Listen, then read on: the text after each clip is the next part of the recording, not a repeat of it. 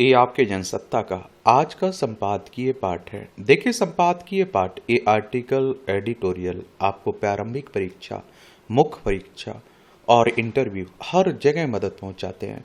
यहाँ से एक सामान्य जानकारी भी आप लोगों को मिल जाती है। इन्हें जरूर पढ़ा करिएगा। किसी भी चीज को क्रूप मत कहो सिवा उस भय के जिसकी मारी कोई आत्मा खुद अपनी स्मृति से डरने लगे। ये किसने कहा है? खलील जिब्रान ने कहा है। बच्चों में कुपोषण का कुचक्र है और आप देखते हैं कि भूखमरी एक बड़ी समस्या है। इसके कारण आप देखिए, गरीबी एक बड़ा कारण है इसका। यह आप देखिए, केंद्रीय स्वास्थ्य और परिवार कल्याण मंत्रालय की ओर से हाल ही में जारी राष्ट्रीय परिवार स्वास्थ्य सर्वेक्षण 6 के आंकड़े देश में बाल पोषण की जो तस्वीर प्रस्तुत करते हैं वह एक साथ कुछ उत्साह और अधिक चिंता का विषय है।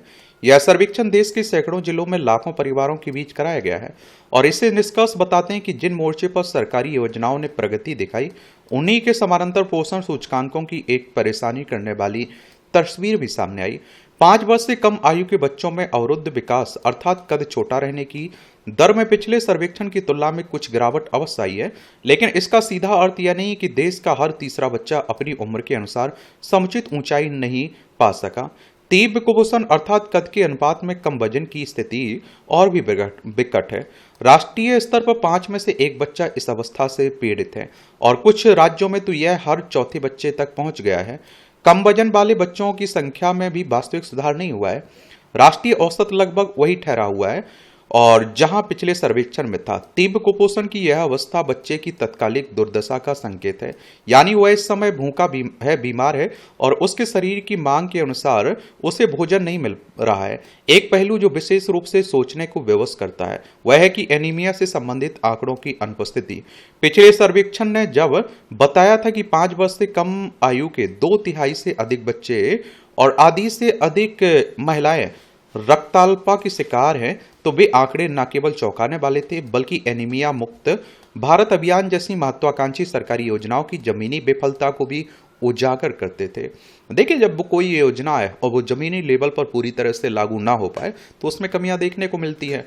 बड़ी बड़ी योजनाओं की घोषणा कर देने से केवल कुछ नहीं होता है जब तक वो जमीनी स्तर तक नहीं पहुंचती है। सर्वेक्षण में इन संकेतकों को सूची से ही बाहर कर दिया गया है कि किसी भी लोकतंत्र में सार्वजनिक स्वास्थ्य के आंकड़े नीति निर्माण का आधार होते हैं। जब भी आंकड़े ही गायब हो जाएं तो नीति किस आधार पर बनेगी और जनता किस आधार पर जवाब मांगेगी? यह प्रश्न अनुत्तरित नहीं रहना चाहिए। शिशु पोषण के क्षेत्र में स्तनपान और पूरक आहार की स्थिति भी गंभीर चिंता पैदा करती है। कुछ ही वर्षों में 6 माह तक स्तनपान की दर में उल्लेखनीय गिरावट आई है। जो माताएं पहले अपने शिशुओं को पर्याप्त समय तक स्तनपान कराती थी, उनकी संख्या तेजी से घट रही है। इससे भी अधिक चिंताजनक यह है कि 6 से 23 माह के केवल 12% बच्चों को ही न्यूनतम स्वीकार्य आहार मिल पा रहा है। पोषण विज्ञान बार बार यह रेखांकित करता है कि जन्म से 2 वर्ष की आयु तक के 1000 दिन बच्चे के शारीरिक और मानसिक विकास की दृष्टि से सर्वाधिक निर्णायक होते हैं। यदि इस अवधि में पोषण कम हो जाए तो उसकी भरपाई उम्र भर नहीं होती है। यह तथ्य इन आंकड़ों को और भी गहरा और कठोर बना देते हैं।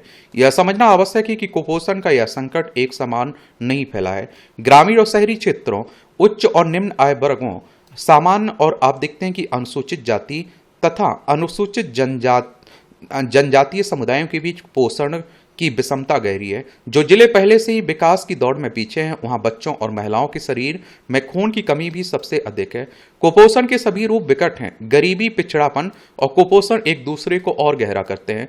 सवाल यह है कि जब विकास के लाभ इन खाइयों को नहीं पाट पाते तो राष्ट्रीय औसत किसकी कहानी बयां कर रहा है?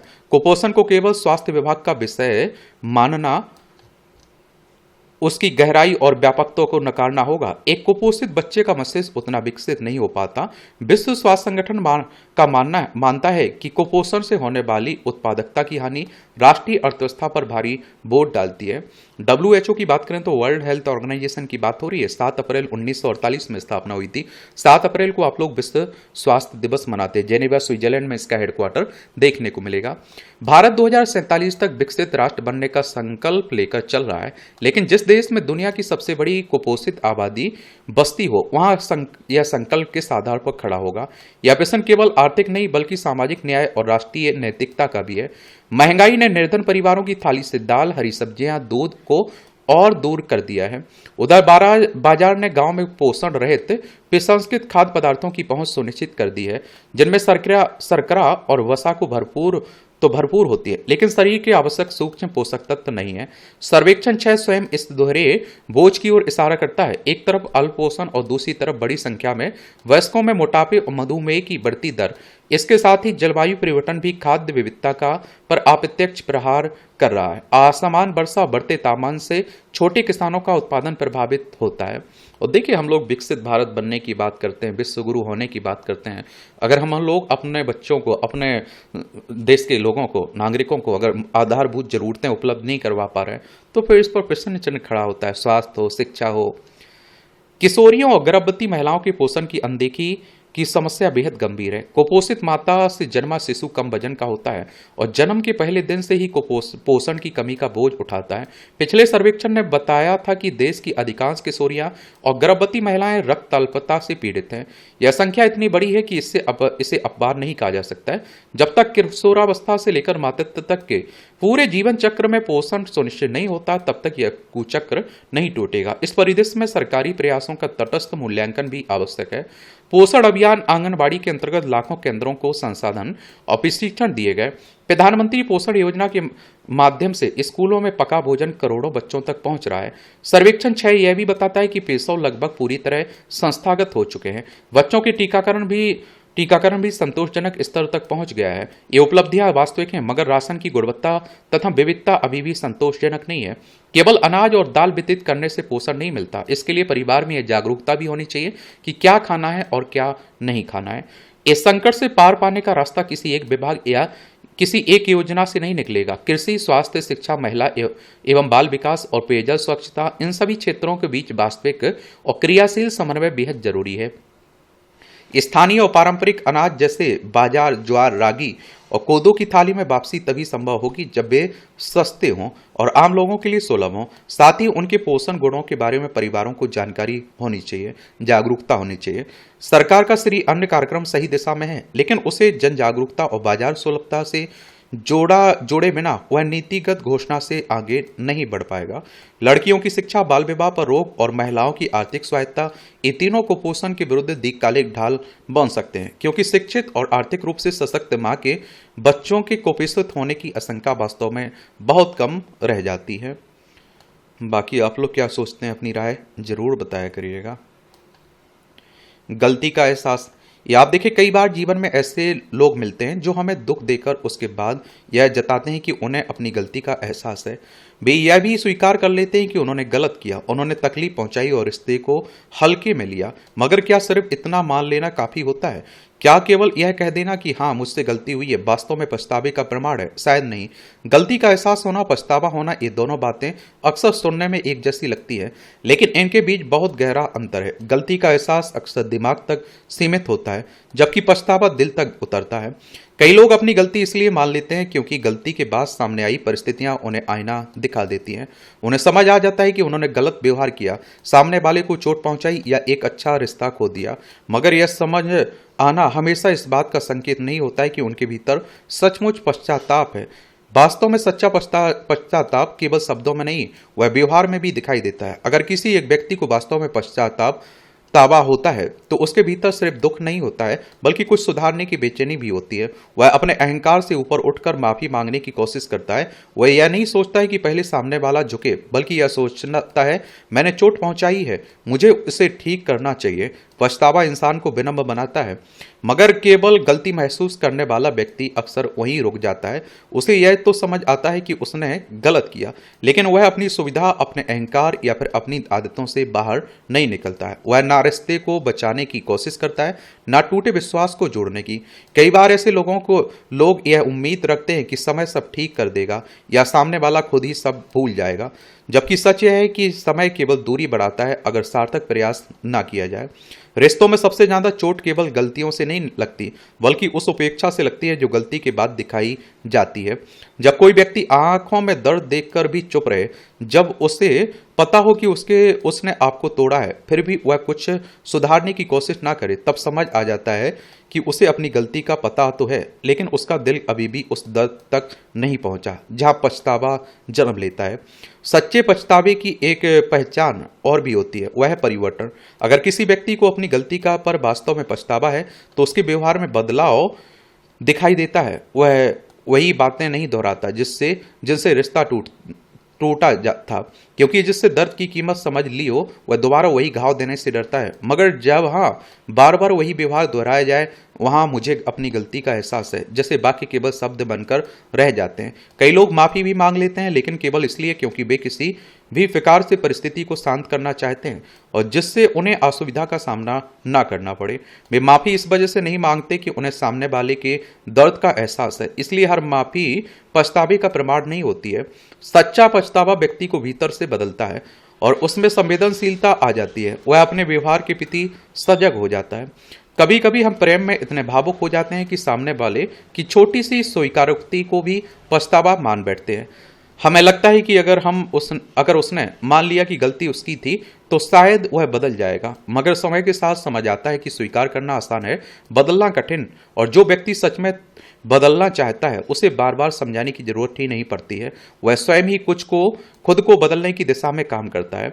जीवन में यह समझ बहुत जरूरी है कि हर वह इंसान जो अपनी गलती जानता है, जरूरी नहीं कि वह आपको खोने का दुख भी महसूस करता हो। कुछ लोग केवल परिस्थिति समझते हैं, दूसरों की पीड़ा नहीं। वे यह जानते हैं कि उन्होंने गलत किया है, लेकिन उनके भीतर रिश्ता बचाने की वह सच्ची इच्छा नहीं होती जो पछतावे के साथ आती है। कुछ लोग रिश्ते खोने के बाद उदास जरूर होते हैं, लेकिन वे उस रिश्ते के लिए लड़ना नहीं चाहते। उन्हें खालीपन महसूस होता है, आदत टूटने का दुख होता है, मगर यह पछतावा नहीं होता है, क्योंकि पछतावा व्यक्ति को निष्क्रिय नहीं रहने देता है। वह उसे भीतर से धकेलता है कि कुछ ठीक करो, इससे पहले कि बहुत देर हो जाए। कई बार लोग अपनी बेचैनी शांत करना चाहते हैं, लेकिन सच्चा पछतावा सामने वाले के घाव भरने की चिंता करता है। जहां सच्चा पछतावा होता है वहां व्यक्ति अपने व्यवहार की जिम्मेदारी लेता है। वह बहाने नहीं बनाता, दोष नहीं टालता और ना ही सामने वाले की भावनाओं को छोटा साबित करता। वह यह स्वीकार करता है कि उसने चोट पहुंचाई और अब उसे भरने का प्रयास भी उसी को करना चाहिए। और गलती का एहसास केवल समझ है, लेकिन पछतावा एक भावनात्मक जागृति है। एहसास व्यक्ति को सत्य दिखाता है, लेकिन पछतावा उसे बदलने की ताकत देता है। शायद इसी वजह से हर स्वीकारोक्ति पर भरोसा नहीं किया जा सकता है, क्योंकि जो सच में पछताता है वह केवल शब्द नहीं कहता, वह अपने व्यवहार से यह साबित करता है कि उसे आपका दर्द महसूस होता है। ध्यान दें कि पछतावा शब्दों में नहीं, प्रयासों में दिखाई देता है। लेकिन कहते हैं ना कि आजकल लोग अपनी गलती नहीं मानेंगे, मानते भी नहीं है। वो मर जाए, बर्बाद हो जाए, वो पूरी तरह से सब कुछ खत्म हो जाए रिश्ता। क्योंकि आज के समय में गलती मानना, स्वीकारना, माफी मांग लेना बहुत बड़ी बात होती है। ये आप देखिए, छोटी छोटी टिप्पणियां हैं, देखना हुआ करे तो देख सकते हैं।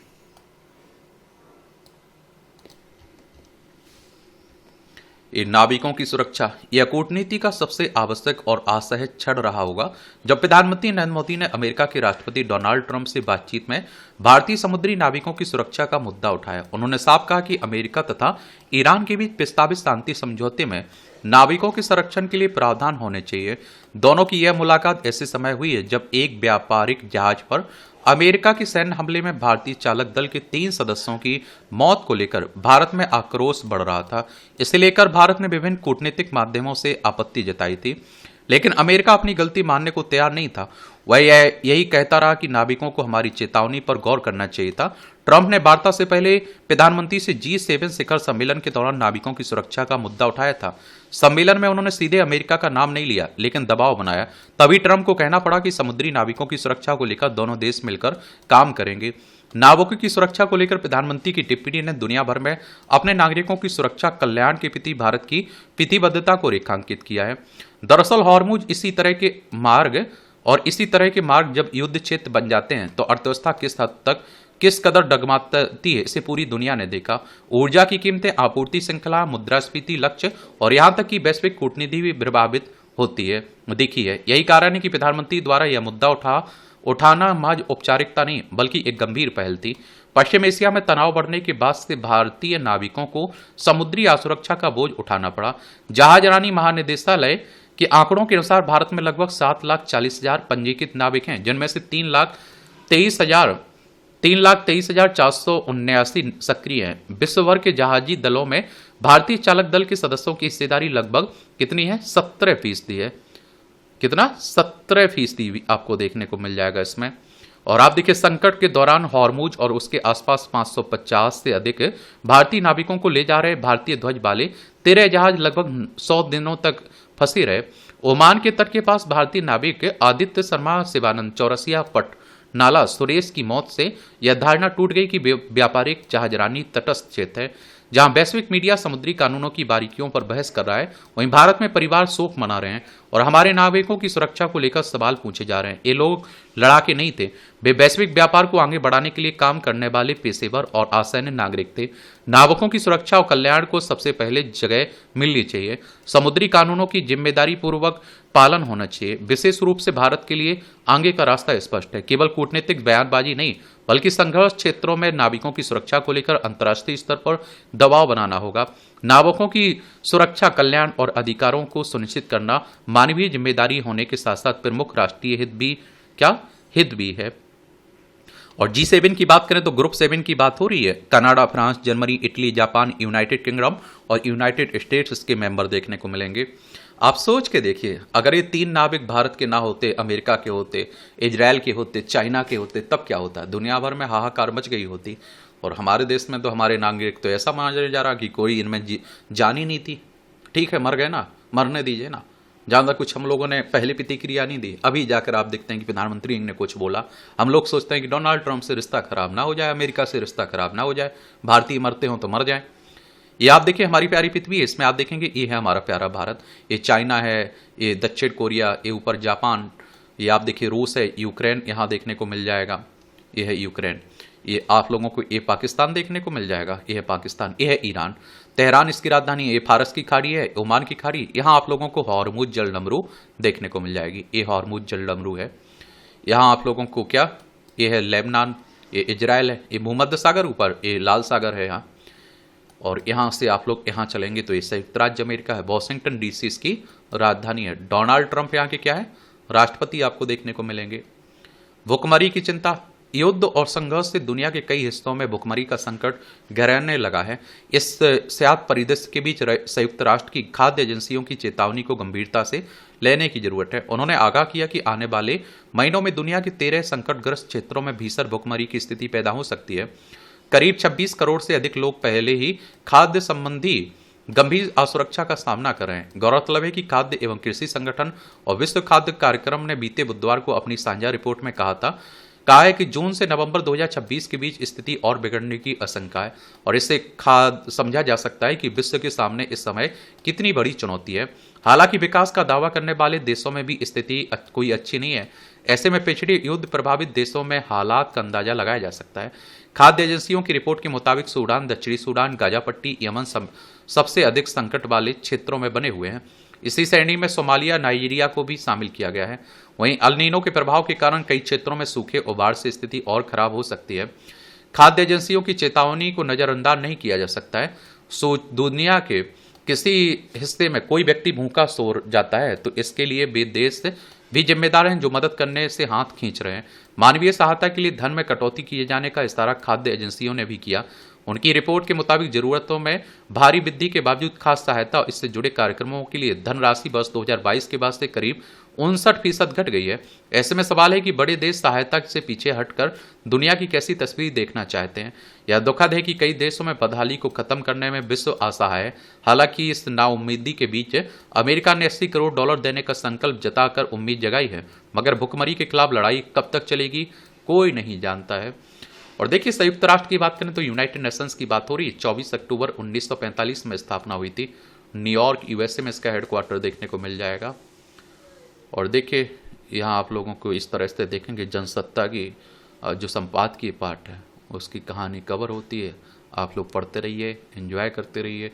आपका कोई सवाल हो, सुझाव हो तो ज़रूर बता सकते हैं। धन्यवाद।